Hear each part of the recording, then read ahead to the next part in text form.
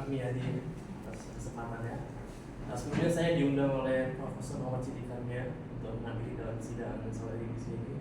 Jadi memang saya sudah juga mengkaji juga skripsi yang telah dibuat oleh saudari, dibagikan juga oleh Prof. Siddiq, dan memang yang saya lihat sendiri memang pengetahuan saudari memang sudah sangat oke, sudah sangat bagus terhadap pasar modal syariah, khususnya tentang apa itu saham. Tapi mungkin apa yang kita sebagai poin konstruktif yang kita perlu bersama-sama pahami.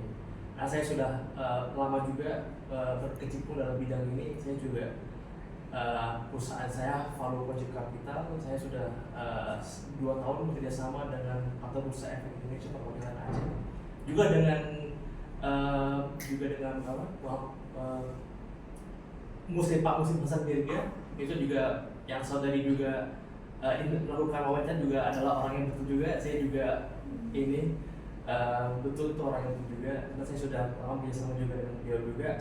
Tetapi mungkin sebagai poin konstruktif yang ingin saya bicarakan, dan ini terkhusus bukan hanya untuk saudari juga, tapi untuk semuanya yang ada di ruangan ini, bahwa memang fokus saudari kan adalah pada hukum garar, pada aspek jual perdagangan saham dari aspek pelakunya, yaitu seorang tradernya.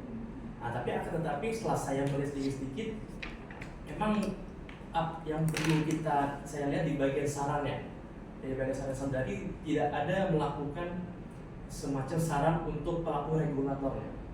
Karena seperti ini, ada saudari bagi mencontohkan saham BEBS dalam skripsi saudari di situ kan. Nah, memang dalam hakikatnya sekarang ini juga masih saham BEBS itu masih dikategorikan sebagai saham yang syariah.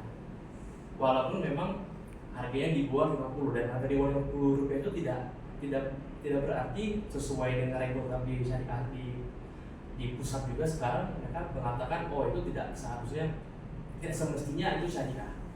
Nah, tapi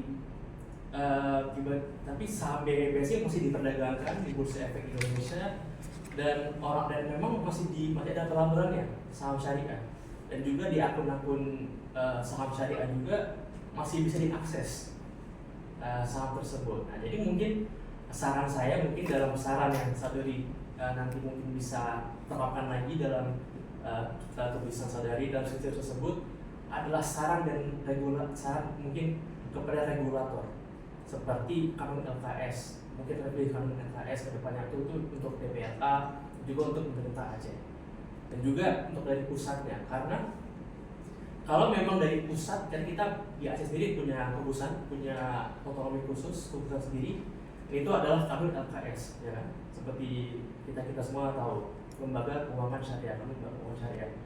Jadi di sini mungkin seperti sarannya, contohnya bagi sesiapa untuk pemilik KTP Aceh misalnya, sebagai gambaran umumnya diwajibkan atau disarankan untuk hanya membuka akun syariah saja, kayak gitu. Karena dengan akun ini sebenarnya dan kalau misalnya akun LKS ini diregulasikan, bisa diterapkan.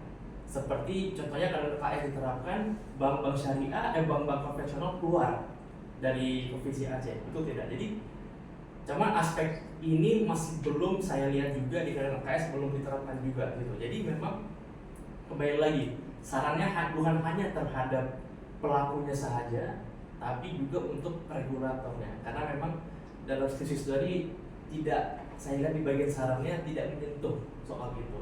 Jadi itu saja mungkin sekilas poin konstruktif dari saya. Tapi sejujurnya memang sudah sangat bagus skripsi saudari, pengetahuan saudari tentang apa itu saham, tentang aspek jual perdagangannya di saham itu, di bursa efek itu bagaimana, sistemnya bagaimana.